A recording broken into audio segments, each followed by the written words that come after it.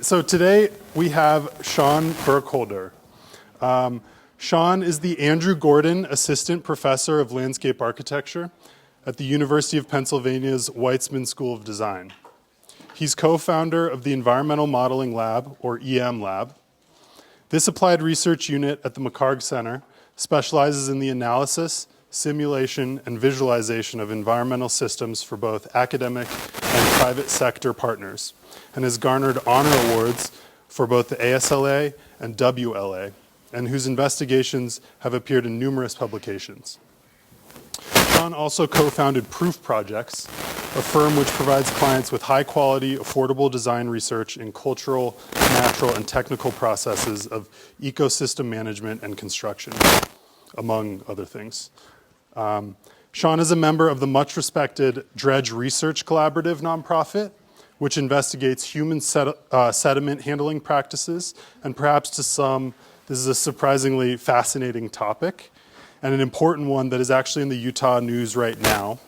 In January, developers sued the state for the right to dredge Utah Lake, a freshwater lake, to create human-made islands zoned for residential development. His work bridges the gap between the seemingly disparate subjects of environmental monitoring and large coastal infrastructure projects with the exploration of new methods of landscape knowledge that question and bolster positivist science as our primary indicator for progress. He does this in part by developing counterfactual narratives. And you can see examples of this in his recently published book, 5 Bay Landscapes, Curious Explorations of the Great Lakes Basin, which looks at the coastal zone of the Great Lakes and investigates the deteriorating relationship between people of the basin and the resources that support them, which sounds eerily familiar to the Great Salt Lake. He's currently working on a new book titled Lake Maker: Surveys, Stories, and Speculations of Held Water. I hope you all are as intrigued as I was when I began researching Sean's career. In fact, it led me to reach out to a colleague of his to get a more complete picture of him. And so I asked Billy Fleming, a guest of ours last year, to give me a few good details about Sean. So I'll just list a couple to get a more complete picture. He said there are a lot of stories he couldn't tell me as well. This is a direct quote from his colleague. "I have never seen someone get so excited about rocks and mud in my life. It's no surprise he likes lakes. It turns out he practically grew up on a houseboat and was a competitive water skier in high school and college. Once he was so engrossed in his studio trip to Costa Rica that he and also maybe fishing involved too, that he neglected a small cut and almost lost his leg to infection. He also famously never sits down, although he is now. He just stands and paces everywhere, even when you invite him over for dinner. And lastly, I found out yesterday that Professor Jake Powell was his TA in undergrad school. So anyway, without further ado, please welcome Sean Burkholder." Cheers, yeah.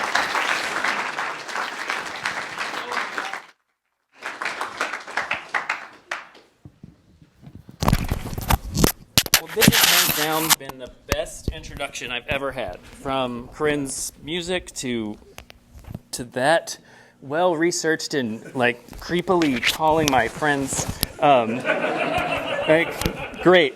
Very. Yes. Can y'all hear me okay? Does that sound right? Okay, cool. Well, thank you all very much for coming, even though some of you are clearly required to be here. I really, I'm happy you're here. I'm going to do my best to make this as exciting as possible. The questions that we'll kind of talk about today really will, as has been indicated, I really am interested in probably what you would imagine being the most boring subject in the world, and that's generally like mud and rocks. And so it would be much better if I was describing like unicorn habitat or something. It would make everything more exciting, but I'm going to do my best to make rocks and mud as like sexy as possible for the next like 45 minutes or so. But what I'm going to do today is I'm going to start this talk by by describing something both muddy and Utah-centric, which you'll find is going to be kind of odd because we're going to move to the Great Lakes pretty quickly because that's where I tend to work. And so there's this idea of mud and its experience that I described with my partner, Karen Lutsky, in a piece that we wrote for Places Journal in 2017. This piece is called Curious Methods. This piece looked at the Gunnison Bay of the Great Salt Lake, which you all probably know well, and the drastic water fluctuations that were even happening back then. And that this water fluctuation was producing some really unique landscapes, at least experiential landscapes. However, those landscape types that we would go and experience as being quite differentiated were all defined by, say, like mapping or federal organizations as nothing but mud. So this landscape, based on this classification type, is all one thing. And that's good for some reasons, like if you're trying to make a map and use one hatch for the whole damn thing, there you go. But it also neglects like the experiential qualities that actually come about through the kind of process of scientific classification. So our explorations here, as part of a research fellowship we were working on with the Center for Land Use Interpretation, was to dig into this idea of mud and its formative qualities in building what we found to be this really amazing place. And this amazing place had been, from the USGS, just all lumped into one big classification. So the piece, again, is called Curious Methods. You can find it on the internet. It's free if you feel like you're into this. Some of these there's a lot more images than just this, so if you're interested in the images, you can check that out too. We won't get too much into this because it's not the kind of centerpiece of this talk today, but just giving a sense of like, this is all existing in that transect of like from the lake up to the upland area, all under the same hatch as the USGS. Instead of looking at a weather map and saying, oh, this is what the highs and lows are going to be, this is like a time-lapse photograph compiled like looking at a storm moving over top of the Great Salt Lake, over top of the mud flats in the Gunnison Bay, that is.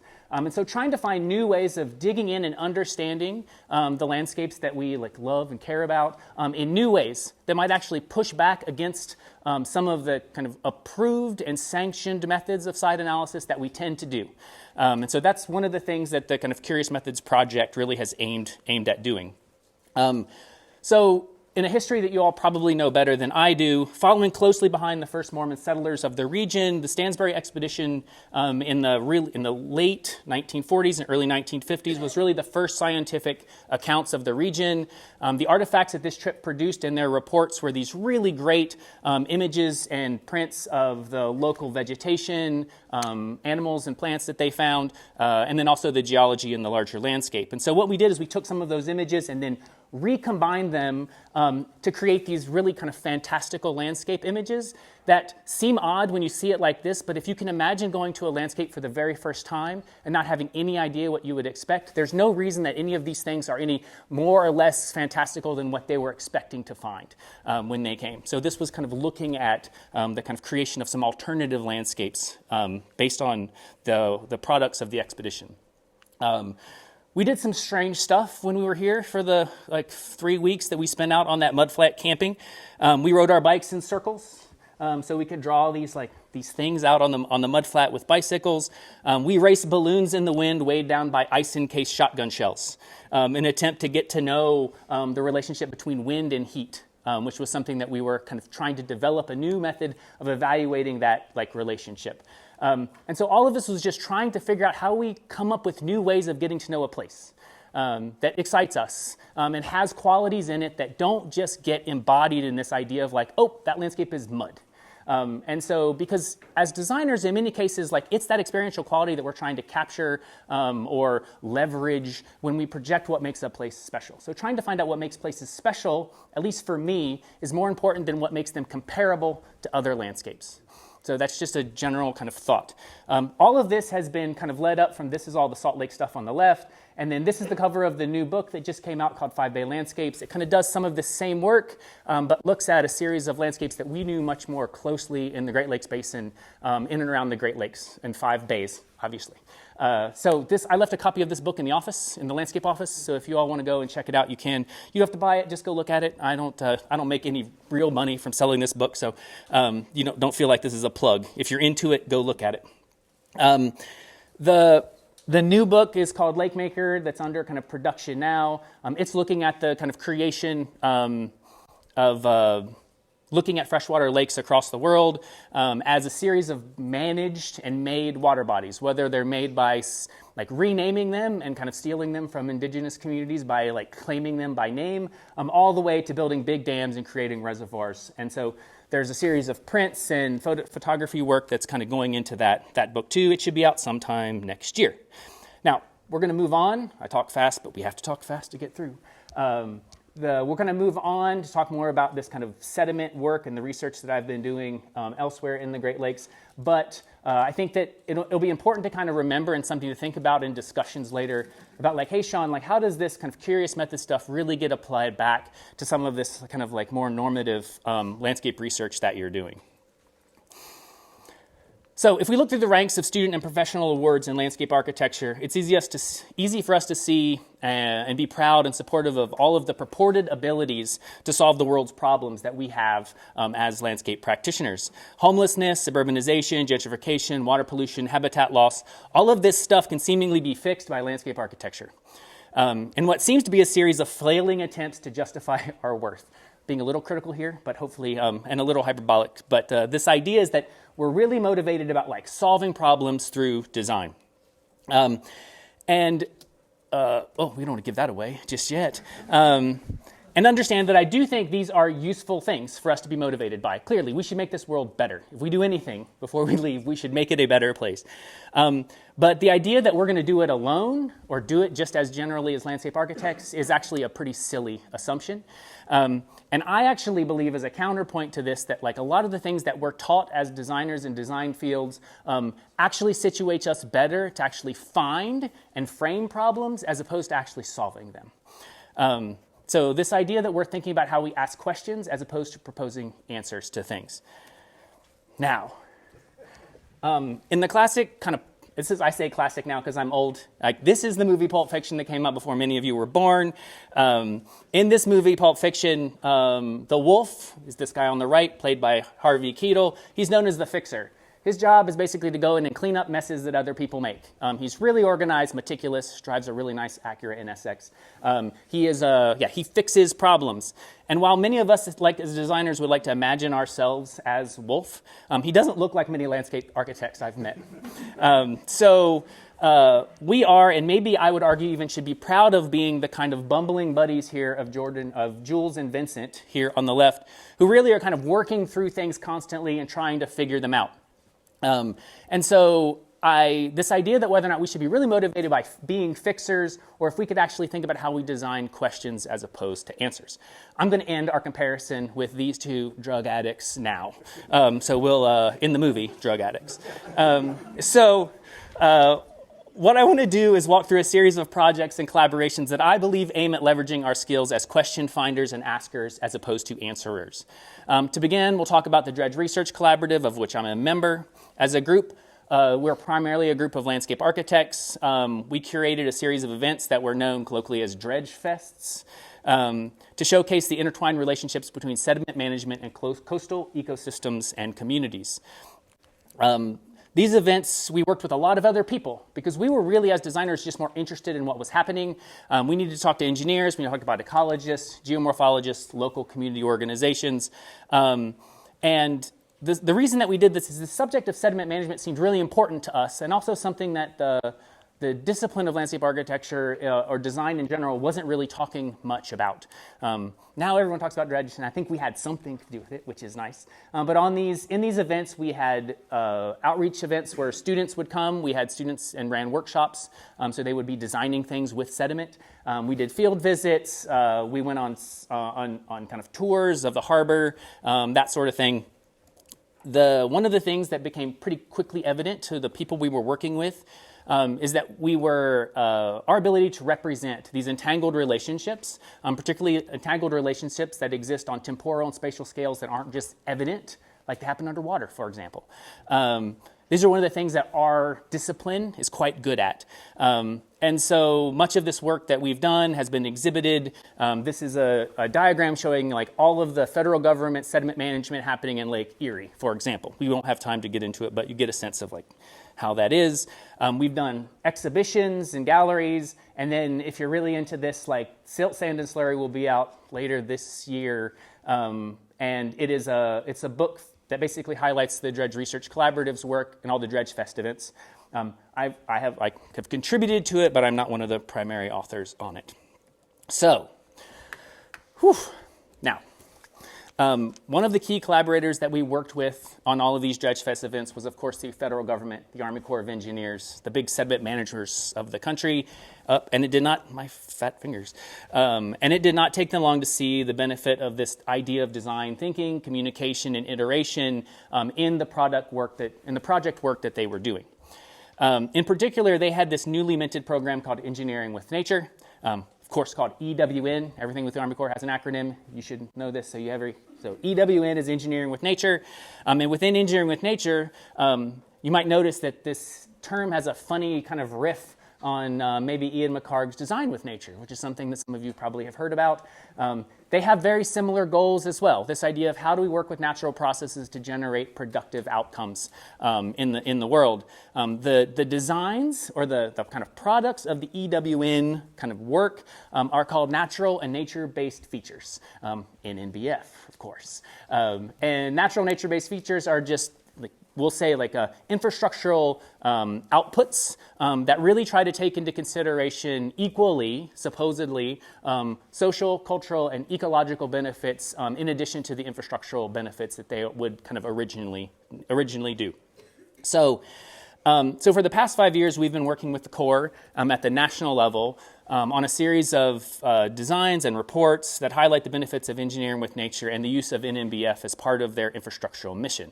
This work is stretched from the North Slope of Alaska all the way to New Jersey.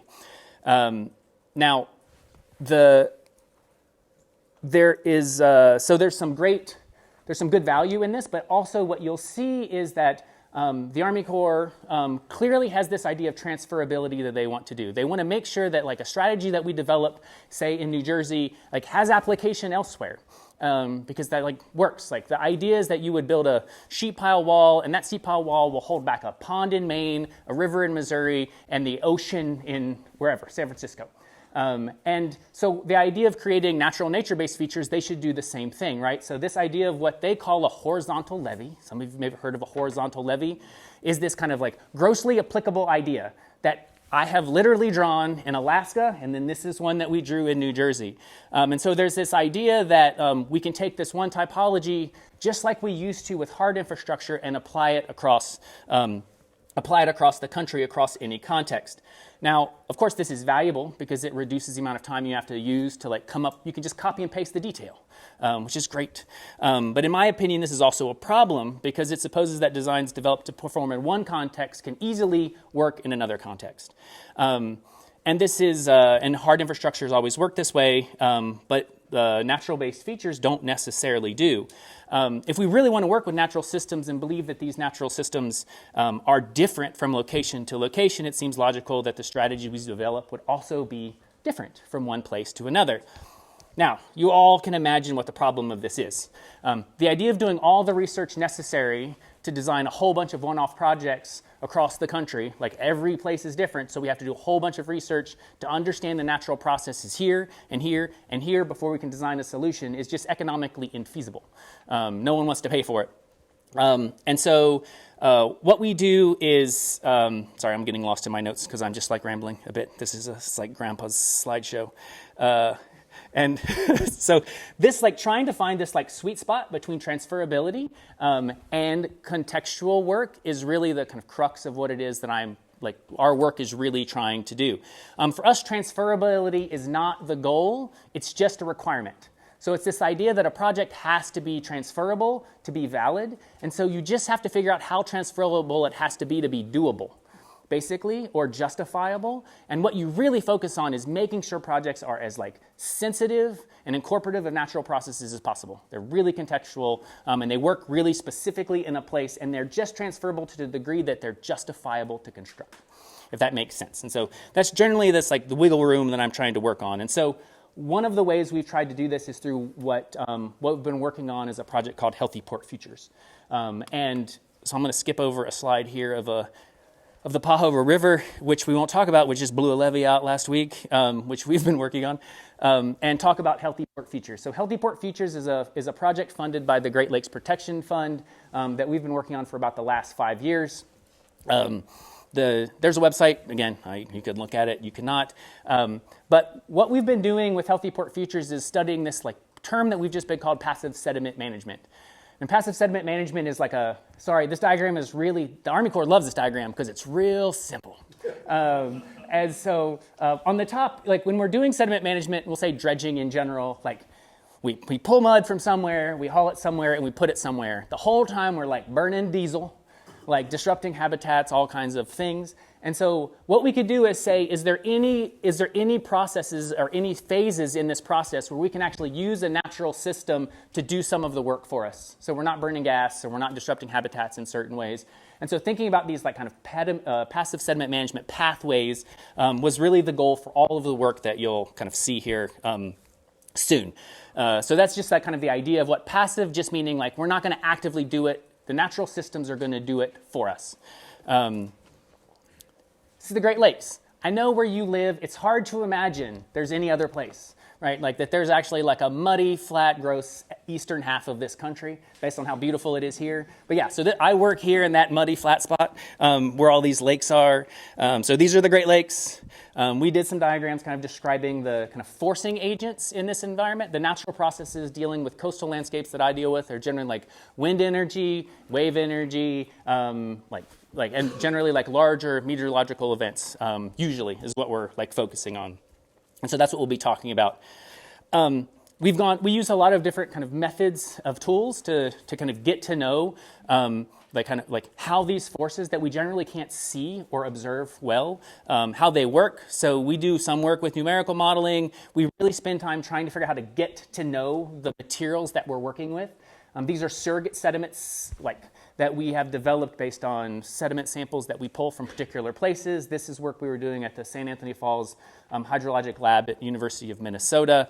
And so just trying to get in touch back with the actual material of a place.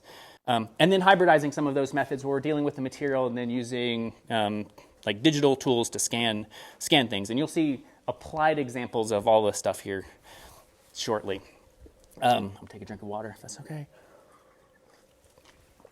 So what we're going to do is walk through these 3 Healthy Port Futures projects. Each one has a different agenda, a little bit of a different scale. All of them are on the Great Lakes. So this is in Lake Erie. Lake Erie is where Cleveland is, and Toledo, Buffalo. Those are the cities that are on Lake Erie. Somewhere nicely between Cleveland and Buffalo. Cleveland you can see here in the middle, and Buffalo's off to the right-hand side. It's off the screen. Is the community of Ashtabula, which is here. Ashtabula is a small post-industrial town. Used to have a lot of steel manufacturing and industry there. They have a federal navigation channel that the Army Corps of Engineers dredges so that it remains clear, so industry can operate there. And then what to do with the sediment is always the question. Historically, they've taken the sediment, they take it out, they dump it into the lake. There's this idea that sediment is a waste product and not a resource. Depending on how much contamination it is, it could be a waste product. But if the sediment is clean, it's actually a resource that we just kind of take and put out in the lake, just exacerbating this kind of problem of erosion and loss of shoreline. This is the port of Ashtabula, just so you get a sense. The Army Corps of Engineers has they've built a series of breakwaters at the mouth of the harbor. And so what the plan was here I won't get into all of the federal nomenclature on, but there's a what they call Section 204 project, which is basically a project that the federal government can construct while using dredged material to create habitat. So what the Army Corps of Engineers, when we came onto the project and began working with the Buffalo District, they were just planning on taking this little spot here and building a new breakwater to kind of fill in this area, and then make a bathtub effectively and dump sediment in that bathtub and call it a wetland. Now, what we did, that was this design here on the left. The Army Corps doesn't like when I show all their drawings. This is their design. We sat down, we did this drawing as a way of trying to say, what if it was an open system, water would run through it, you would get to see, so that it would become more open. We were just trying to figure out how we open up these systems, let the natural forces actually build the habitat itself, like it increases like disturbance events. We know with storms, but we understand that disturbance events are part of ecosystem types. And so then we kind of got to this design, which was a little bit better and more distributed. And eventually what we ended up with is like there's honestly like now the project is constructed and this entire breakwater is submerged underwater. So it's all kind of all under the water at the moment. And so it was a pretty successful, I think, project, at least in terms of like our kind of just pushing the core constantly with like, we can make this open. Let's talk about a habitat type that needs to be disturbed and talk about why disturbance is important in this. And so eventually, and of course, we know the real reason the core did this is because there's a hell of a lot less rock there. So it was cheaper. And so what you do is you made a really strong case for the fact that like the thing that they cared the most about was just keeping this thing in a cost-effective manner. And if you could make a strong case for how they save money and do something that is more environmentally sensitive, you have to learn how to speak their love language, and it involves money. We also, and so as we were thinking about how this habitat would get built, we were thinking about dealing with what the sediment was going to do. I got to click on this. Let me show you. So this is going to be the most boring video you've ever seen based on what you guys get to see on TikTok. But this is the kind of video I like to watch. They're not on TikTok. This is just an experiment in the lab where we were looking at basically the angle of repose that this material that we would be dredging from the channel, what it would settle out at, basically. Because the material is like on a good day 20% sand, in most cases like less than 10%. So lots of silt, lots of silts, lots of clays. And so we do these tests in the lab in these tubes, basically. It's exciting. Look at all the mud. It's so cool, right? No one cares. Okay, it's fine. See, I'm trying to. I had videos and everything. When these things are done, we then sonar scan them and start getting a sense of like, okay, so we can imagine if we dump this stuff out in the environment, we can have some sense of what angle it's going to be at. Because we know ultimately it needs to be emergent habitat, so we have to build it up. So we have to see how long it's going to take based on the amount of dredging that we do that we get it above the surface. And that was a big question. It's still the big question on this project. But what we could do, one of the skills that we have is like figuring out how we do analysis that can start thinking about like where we put material, in what locations, how high we pile it, and then based on those configurations, what habitat distribution might we get within that wetland. And so we put together these studies for the Corps to look at saying like if you dump here every single year, you'll get this amount of habitat at this point in time. If you distribute it, you can do this. And so these were just breakdowns of like upland, emergent, open water, and submerged aquatic vegetation distributions based on the material that we were looking at, and then also basing on like how often we were placing. So this is looking at different angles of repose and how long it would take to get us up to the elevations that the Corps wanted. So that was just kind of one application of our work trying to open up a wetland system that was already under works. It had already been through the planning process. It was in the feasibility phase for the Corps. And we ended up, I think, generating a better product there. We'll see. This is something that we just built last year this is north of Chicago at Illinois Beach State Park. This is, and so some things to note. We'll go through some other images, but we won't come back to this image, but this is like what it looked like. This would have been last fall. Some things to kind of notice here, primarily like notice this giant sandbar that now exists behind this. This like trying to put this image in your mind, but this is what it looked like last fall. What this landscape does, let me point out some other stuff. So this is a pretty rare native habitat of a beach ridge system. So you have a series of historic lake edges that over time have been built, and then water levels shifted and they built up again. And so you have a series of these linear dunes that are kind of parallel to the shoreline. And between each one of those, you sometimes have what's called a Panay wetland. So there's like a little rare wetland. There's like frogs and cool stuff and like cactuses, lots of rare species that exist there. And it's quite a rare habitat in Michigan and Illinois. And so one of the issues that we're facing here is that this shoreline is eroding very, very quickly. And as the shoreline erodes, it dumps that sand as it pushes up into the wetlands and destroys them. And so what the state really has been trying to do is figure out how do we reduce the amount of erosion that happens here. This is one of these like little Panay wetlands. I don't know.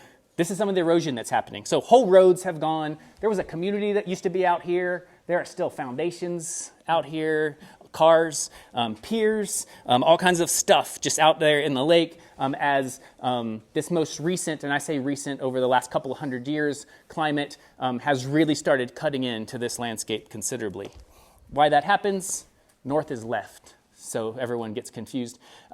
So we're looking north here, Chicago's down here, Illinois Beach State Park is here. And so this whole coastal system basically is pushing sand south over time, and it's been happening for hundreds and hundreds of years. So it's a big process that's happening constantly. So erosion is just a natural part of what happens. It's not something we necessarily fight against, but it's no fun when your like garage falls in the lake. So there's like reasons why erosion's bad as well. Zooming into the slide a little bit more specifically, you can see very clearly the beach ridge plane here in this drawing that exists. There's a spot here where you're getting there's a middle spot, a tipping point here where we're getting high levels of erosion here and then high levels of accretion here. And that accretion primarily happens thanks to the beautiful Port of Waukegan's breakwater that sticks here, where all of Illinois Beach State Park has now created this entire new beach here. Sorry, I touched your screen. I hope that's okay. So what we're doing is we're getting, the sediment is moving, but instead of being allowed to continue to move and feed beaches all the way down the system, it basically gets stuck at a jetty, because what we don't want to do is have all this stuff fill in the shipping channel for the Port of Waukegan. So you have these really conflicting interests of natural sediment transport, which is something that we want, channels for ships to go, well, we want that too, and we can't have them both at the same time. So you end up with these kind of conflict points. We were working not at the port, but up here at a spot where we were getting high levels of erosion. But what we really wanted to do was figure out how could we prevent or reduce the rate of erosion, but still allow longshore transport to happen. So the idea is, instead of making the thing stop sediment altogether, we kind of describe them as them being like sticky spots, as nice as that sounds, where sediment would hang out in a spot for a while, hopefully build a beach a bit longer, and then be allowed to move down. But what we didn't want to do is stop sediment transport altogether. And so what we designed were those ridges that you saw underneath the water, which we'll see some more images of here, which basically would reduce wave energy as the water moved over top of them, which would cut down the amount of erosion that would happen along the shore, because that's what was eroding the shore primarily, but would still allow sediment to transport itself along the shoreline in that big dune that you saw in the photograph. We kind of came to that we only did one of these, by the way. We had a preferred site and an alternative site, and a long story, we're on the alternative site. We tested out some of how this might work on the sediment table with a wave paddle and a physical model. So this is one of those ridges we drained the table, but this was underwater. And looking at how, as water runs over top of the waves, run over top of this and are breaking, they carry the sediment with it. And then as they pull back, they kind of leave the sediment behind, which is how we kind of got that long dune. And so we've started to see this actual kind of building of a beach as opposed to the erosion of the beach, just based on the fact that sediment's being transported over top of the feature and getting kind of stuck on the backside. We won't go into all the modeling there. Some really simple drawings that describe these are just piles of rocks. Nothing fancy, just some rocks. They're actually really small rocks that scare the core to death because they're going to move around. Our whole argument is it's okay if they move around. Things move in the world, and these things are going to move around too. They will still, as they flatten out, they haven't really yet, but over time they will likely flatten out. Even that rough bottom will catch the bottom of a wave and reduce wave energy over time. They won't be as effective, but they'll continue to work we are testing out to see how long it will take before we have to rebuild them. You'll see we have 4 rows here. We'll get to the rows. This is an image that kind of describes what we were aiming for here. One of the main motivators behind this whole mess was that we wanted people to not see this thing. People come to the beach, and you go to the beach, and you have to look out, and then you see this breakwater with a bunch of seagulls pooping on it. And you're like, oh, yeah, this is a beach. It's great. You live in Michigan or Illinois, and you come, and you get a view of the ocean here, endless horizon. And then you end up with a bunch of rocks out here. And so we had this idea that there's actually that kind of cultural value built into why people come here to experience this landscape in a really particular way. How can infrastructure respect that as opposed to disrupting it? And so the idea was really just to make sure that this stuff works without being seen. That was the goal. And it seems to be working pretty well.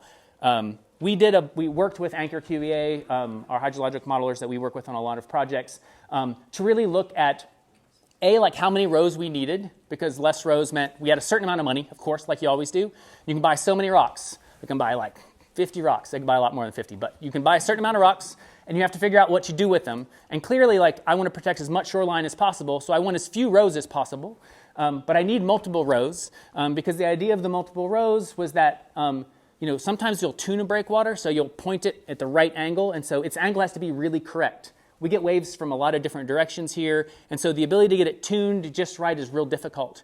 But if you thicken that up and make a field, no matter which direction the waves are coming from, they're running over top of the set, or the collection of them, thus making them more adaptable to a wider range of wave events.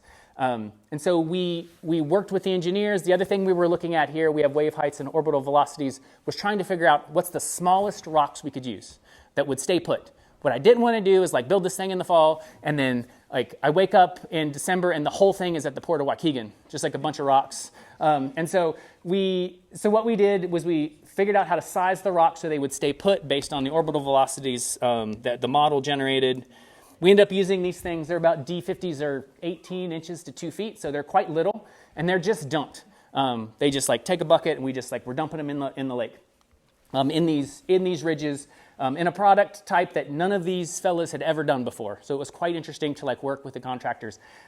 These are all the buckets they tried. They're a strange size. You can't quite pick them up like you would gravel. They fall between the fingers of the finger bucket, but that's what we ended up using. Anyway, lots of lessons learned. Took longer than we thought. Crane broke down a bunch. All kinds of things. This is them building it. This was 2 summers ago now. That's an image of it closer after construction before there's a spot here that a pier from an old community was like created a giant scour hole out here, and it was so deep that they couldn't fill it in with the amount of rocks we had. So for whatever reason, without telling us, the contractor then just built this little bloop at the end. And so we had to go to the EPA and get more money to fill in that spot, which got filled in later. These are stories, you can't make this stuff up. So you can see now it's like built in. So we're working with the Illinois State of Geological Survey to monitor the site. They have a bunch of wave cages out there. It's not being monitored well. I'm sorry, I'll admit. Like I think that it's being monitored for things that don't matter too much, in my opinion. When I say with the waves, I think it's like the fisheries folks are doing an amazing job. We have gill nets out. We're measuring like fish population, and this was one of our like token images of like the really great smallmouth bass like hanging out. But they've been catching both lake trout and smallmouth bass out here, and so it seems to be working pretty well as habitat. And so the idea is that here we've created habitat, you don't see it, and it's actually protecting additional habitat. Like there's nothing to be seen as the designer. You can't tell anything that we've done here whatsoever. It's all just underneath the water. How we doing? I'm talking fast. It's good. Okay, we'll take a breath, and we're going to go to the last project. Okay, we saw some fish, we saw some mud. Now we're in the tiny town of Port Bay, New York. So this is on Lake Ontario. So we've gone from Lake Erie to Lake Michigan. Lake Michigan's the big one that points up and down. Lake Ontario is all the way towards the end, right before the lakes go out into the St. Lawrence Seaway, into or to the Atlantic Ocean. Lake Ontario is where you'll find Toronto. There you go, and Rochester, and some of those cities. And this is pretty much smack in the middle of the state of New York, and we'll get into this really messy drawing on the right. We do a lot of these like strange drawings, try to describe things, and they're not very clear. The Corps hates these drawings So what we've been working with here is a landscape that is basically glacially carved. So when the glaciers retreated, they basically scraped everything as they left from south to north, and then created these giant ridges and moraines and drumlins. So these are basically remnant drumlins of gravel, of glacial till that was left over. So just like in the other project where we were really inspired by the kind of striations of the geology that existed in that beach ridge plain that even marched out into the lake as a series of sandbars, here we see a geology where over time these drumlins are being eroded, and as those drumlins erode, they pass and transport that sediment here from west to east. And as that material moves from west to east, it creates these sandbars that then enclose a series of sheltered bays. Now, over time, communities who want to live on the water, but Lake Erie can be quite rough and crazy, they built communities around these bays that were protected by the sandbars. And then eventually those communities wanted their boats to have access to the lake, and so they built a series of, they cut channels through them. And of course, we have this exact problem again, right? We have a channel that people want and sediment transport, which people want. And you can't have both of those things at the same time without just a lot of work, which is what we do with the Corps all the time. We're just constantly dredging material, moving it back uphill over and over and over again. Remember the myth of Sisyphus? Yeah, that's like exactly it. So we have that kind of conflict point that exists right there. This is the material that kind of rolls over top of that jetty that you saw sticking out. So there's a tiny, this is the jetty that comes out here. You're looking, again, turn this so that this is west going up. That little jetty kind of bumps out right here. And so that material was coming this direction, and it was, the sediment is kind of moving so hard that it's actually rolling over top of the jetty and then filling in on the other side. So that's how the shipping channel kind of gets filled in. All that material then is stopping here at the jetty, and then what used to go across and continue to nourish this barrier bar no longer exists. So the barrier bar is becoming breached, and then the community is now exposed to like flooding events and all kinds of problems.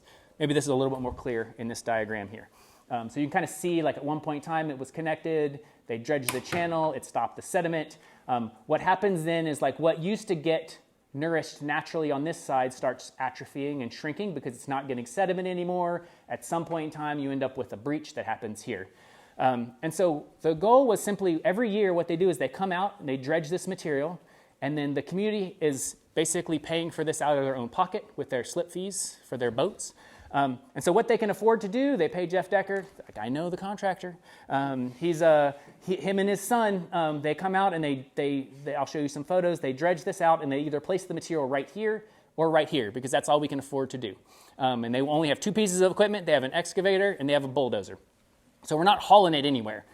And so basically what happens is this side gets real fat and this side gets real fat and all this stuff just gets skinnier and skinnier until it breaches. So what we were interested in doing is trying to decide, like, what if we got the material out here so that the wind and waves would actually push it into this spot on its own. So the contractor would be able to operate within their kind of zone of work without any additional cost to the community and without any additional equipment needed, and in the time period that they had to do the work. But we could actually get that material moved where ideally we would want it, but we couldn't afford getting a dump truck and that sort of thing to do. So to figure out what we would do to figure out what that form would be, we again used some physical modeling here just to say, do we design it as like one thing, multiple things, a long skinny thing, like looking at how the sediment would move in that environment. Just kind of this is just an intuitive model. So this is just making us like really simple decisions about, will the material move down system? Yes. Does the material move down system better if it's like long and pointy or small and fat? And the idea was like, actually, we could make it really long and pointy, but the sediment doesn't really get any farther like down system. So we settled on this kind of like middle, kind of short, fat little nub that looks like this. It's located just as far as the contractors could put it, and just when they get past the wave shadow of the pier. So the wave energy comes here, it hits this thing, and then the idea is that it's going to get moved down system. So this is them building it last year. We're going out there in a week. We're going to do it again this year. But this is how the kind of contractor process looks. Give you a better sense of it. This is like how far we can work. They basically come here, they take the material, and they push it out here first to make a land bridge with the contractor, with the excavator, or with the bulldozer, so they can get the excavator out. This is an excavator that's just sitting in the lake. It's just like waves are crashing against it, and it's just out there working. They build it, and then they start digging there. They pull all the material out, and they just keep spinning it around, dropping it here, and then like Decker's son comes in with a bulldozer and like pulls it this direction, and then they just push it out into the lake here. And they have it all kind of choreographed pretty well. I mean, this is them kind of continuing to do the work. We could work with the contractor to figure out what slope we needed, how big the thing could be. We wanted to make sure they felt safe driving on it. You saw the sediment that we were working with in Ashtabula that's like mud and like ghost sand, ghost smoke.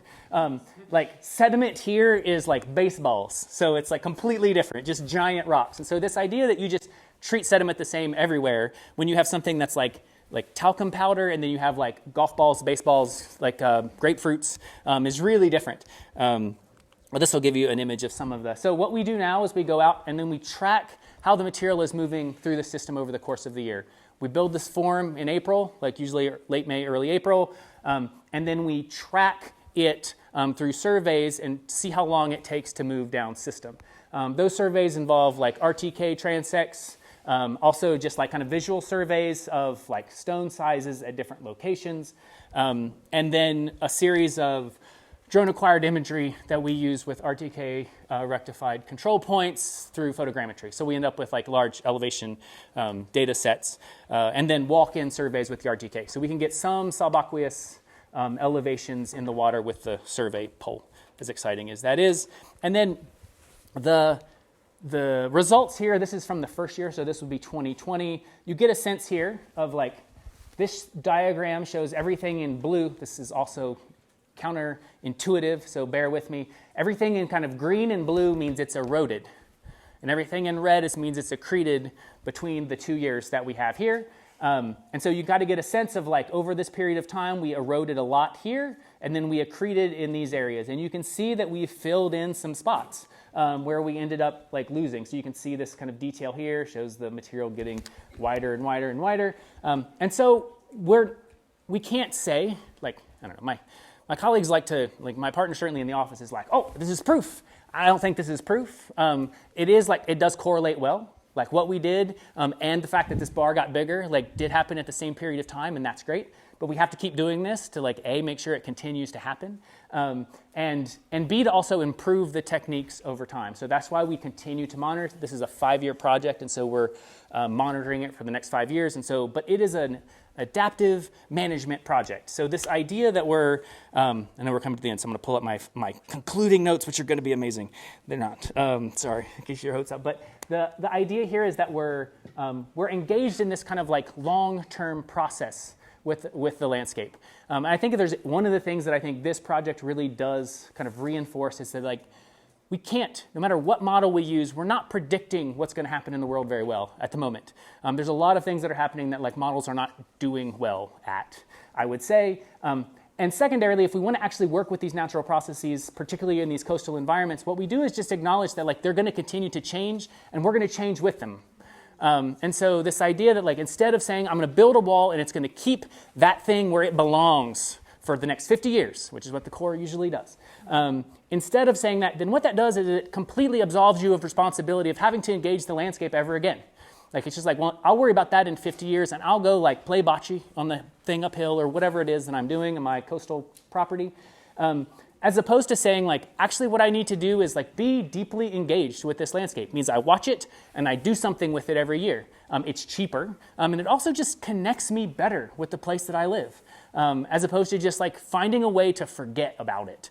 And so these adaptive management projects where we're basically like trying something or experimenting something with something, watching it change over time, and then adapting the kind of the year after or a couple of years after is a kind of a process that we've been trying to work with communities with pretty regularly. And so this is and I just believe kind of philosophically the idea is like, if you're going to live on the coast, it's like a long-term relationship.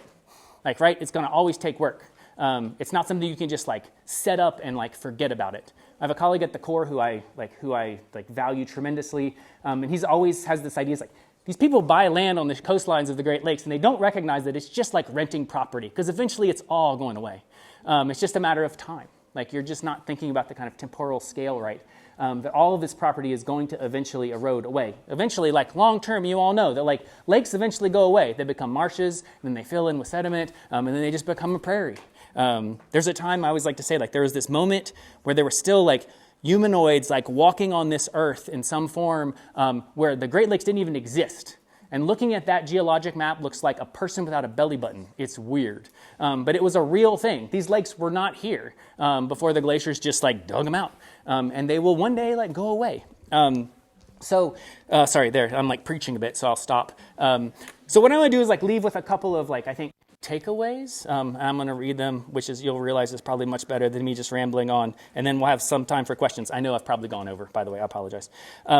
So I guess first I say like, don't be afraid to dig into the real landscape in strange and unsanctioned ways in an effort to get to know them better.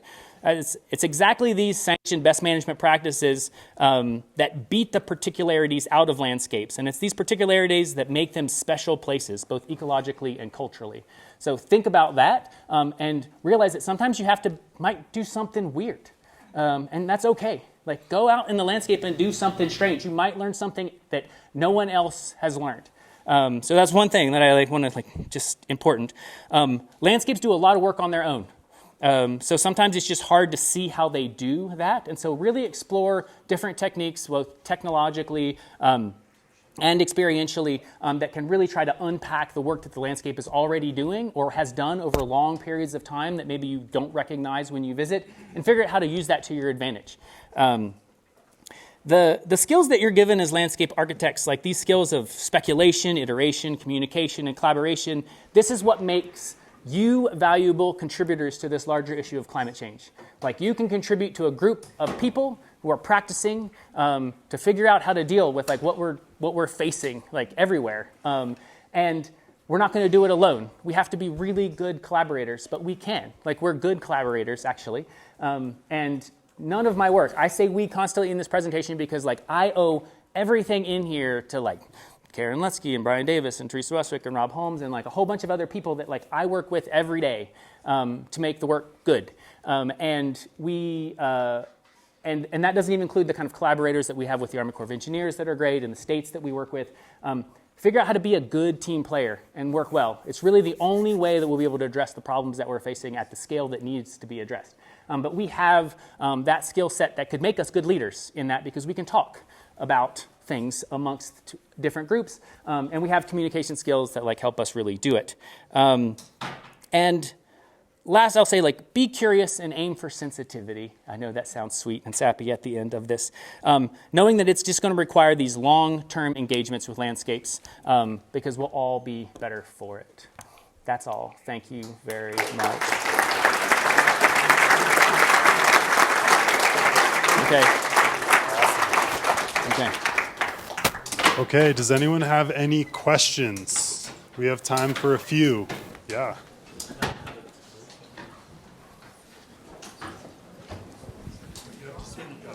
Okay, so, how did you come up with the idea to ride your bike in circles in the mud? And what did you gain from that? Well, so I mean, if you guys have been out there, or many of you, I'm sure, know this landscape a lot. You go out there and you, it's just basically gun shells and ATV tracks. And when you think about how a truck or an ATV or side by side or whatever people are running out there, they're all in arcs, basically. So there's all of this, there's a geometry. When you look at it from drone photos, there's a geometry that exists there. And part of it was just so basically what I was doing is looking at photos and trying to figure out how to complete the circles that other people had started, which is silly. But that's basically what I was doing. So, yeah, it was fun. It was hot. So what you gain from it is you just get to spend this, there's this idea that you, what is it, how does it, the things you do when you do those sorts of things. And so there's this idea, it's I'm going to do site analysis, and I know the things. I'm going to do the cultural analysis. I'm going to do the hydrology. I'm going to do these things. And so you have this checklist of stuff. And sometimes it's actually coming up with something different, doing something that really makes no sense. I'm going to say Darwin's son had this famous quote that was if you blow a trumpet music at tulips every morning for an hour, chances are good nothing's going to happen. But it wouldn't be amazing if something did happen. So there's this idea that sometimes doing something really strange, you might learn something new. The idea of I don't know if there's not a super strong takeaway from being I got dizzy or I saw the landscape 500 times looking around, but I definitely knew more about the place when I left, even if it's simply intuitively. So I guess that's I don't know if I have a good takeaway from it, but I think it's just it is fun. If you like being in landscapes, sometimes just doing fun things in landscapes is worth it. But also you might find something new. Another story, I'll long-winded, one question and then I'll give you one answer and then we'll be done. We set up I didn't show these images, we set up a wildlife camera overnight out there on the salt flat, in an area where the tide had come in and come out, because overnight, there is a little bit of a tidal fluctuation there. And still to this day, I should show photos. Maybe we'll talk about this more if I can hunt down the photos. For some reason, where the tripod was, the algae, the red algae that was there, like stained in a perfect triangle on the salt flat. And it is so weird. And still to this day, I don't know why it was that way. We didn't know until we flew the drone over top of it. And it just like right where the tripod was, there was this really strange triangle around it. And I still like don't know, but it was just like sometimes just doing things, like you'll discover new stuff, as opposed to basically like almost knowing what you're going to get. When you do that hydrology analysis, you already know what it's going to get. You're just kind of doing it because you know you're supposed to. You have that sheet that you're required to draw, where you show the arrows in the water. Oh, it goes downhill. I don't know. Yeah, it's like that. So anyway, so that's just it's a bit of a rant, but it's a good question. Any other questions? Yeah.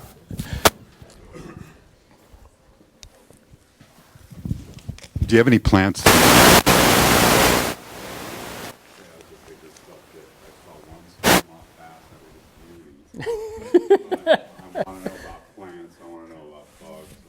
Yeah. I mean, it's a great question, and I feel like I don't have ideally, yes, like we clearly care about those things. Like there's something about the way we've been thinking in most cases is like, how do we think about sediment as the kind of foundation for all of that biology? And by figuring out how to like reconfigure it, like the biological stuff happens on its own. And so to some degree. So the idea is like thinking about how we work with the base material of like kind of geologic stuff and processes, and then let the biologic stuff, like with a mind to what biologically will respond or how biology will respond to those cases. For example, like a lot of this work here, there's like a whole bunch of like really important turtle habitat that's up here. And one of the goals here, but we haven't seen any turtles there, but like people tell us, the people that live in the house back there, they've seen them. But one of the goals here is that if we were to nourish this beach naturally, or nourish it like they would with a bulldozer. Like you come in, you get a bunch of sediment, you dump it, and you smear it like icing across the landscape. All the sediment is like mixed together. So fines, like here, it's like there's sand stuff here too, but all the baseballs, golf balls, grapefruits, sand pieces, they're all mixed together.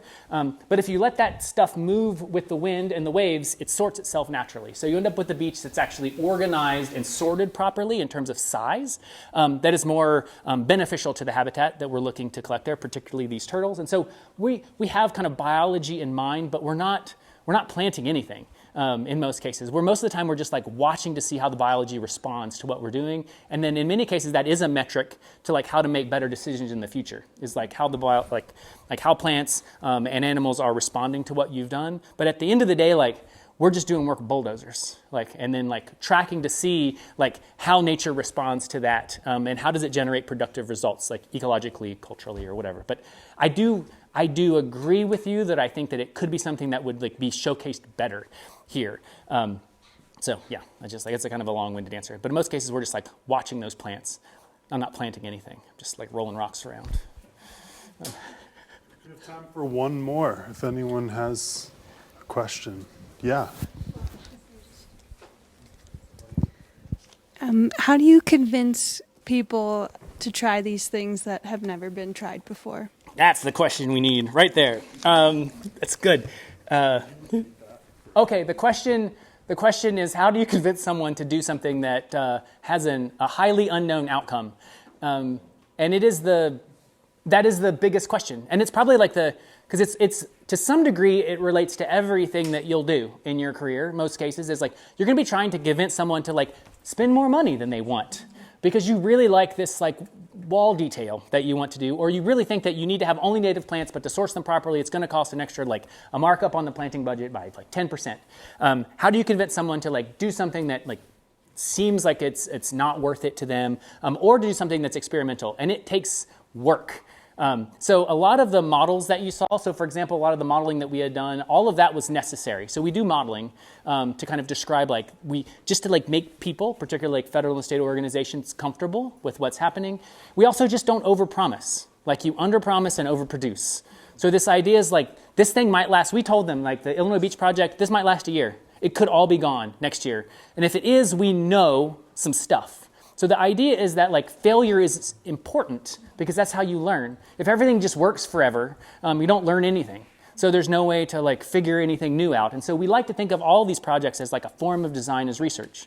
So that we're asking questions with what we're producing, but we're asking those questions physically by designing something, and then saying like what we're going to do is see what happens. But you have to find, again, a client that's willing to say like, I'm interested in like learning something about this, which means like working with organizations that are either interested in innovative ideas. So for us, Illinois Beach, Illinois Department of Natural Resources, and the Great Lakes Restoration Initiative, GLRI, which is run through NOAA. They were organizations that wanted innovative projects. They wanted to try something out. The other thing there is that in Illinois Beach, the state is actually building a whole bunch of ugly offshore breakwaters just north of our project as well. Because they know they'll work. But they've also started changing their project based on the results of ours. So they've submerged a couple now, and they've changed their design. And so some of it is just a matter of like, don't promise too much. Let people know that like learning stuff is an important outcome from all projects. That like this idea is like nothing's guaranteed. And so here, every year this is a terrifying event. I'll tell you, it's like really, because all it takes is one nor'easter the day after we build this, and that entire feature ends up right here. And so we have to like watch the weather. So we sit down and we're like watching forecasts, and then I keep touching the screen. I'm sorry. So we're watching the weather, making sure that we don't build it on a day where we see a storm that could be coming from the northeast. Particularly when we found out how fast it eroded. So we assumed we built this thing and we're like, it'll take a couple months. We had ideas of having an event a week after, like bringing the community out. We'd like have everyone climb on it. We really liked the way it looked as a big thing out in the lake. We came back in 2 days and it was gone. It just left. It was down there somewhere. And we were like, well, crap, that's amazing. We learned that. But also what it means is that like, if it means that the storm comes the other direction, we'll lose the whole thing in a day, and it's going to end up right down here, and the community is going to be up in arms about it. They're really happy that it's been working, and it's not costing any extra money, and it's protecting the barrier bar. But also it involves a lot of like making sure that everyone's comfortable with like when you do it and make sure the weather's right, particularly based on how fast it goes. So for us, it's like you can get, so the ability, it's like it was worth the risk here, because what we could do is we get all this material down there, and they really wanted it down there, but they didn't have money to do it. So the idea is like, well, maybe this will work. And you can make the case through the models that we've done and that sort of thing. But again, it's about finding the right client, the right people that are interested in like making that kind of risk and having a large conversation about like the value of risk in certain situations. We've gotten lucky and found really good people. But I do find it, I don't want to say it's just luck, because we have done a pretty good job with everyone from the federal government to state organizations to a small community, convincing them that like the risk is worth taking. So I think you just want to make sure that like even if things fail terribly, that like nothing is seriously, like loss of life is protected, property values are protected. You haven't like, here you lose some money. Like we have to find another $5,000 to like pay Jeff for the day to come out and dig this thing out again. And that's like different than someone's house falling in the lake, which we're not dealing with conveniently. Sorry. My long-winded answers. Give it up for Sean one more time. Thanks, guys. Thank you so much.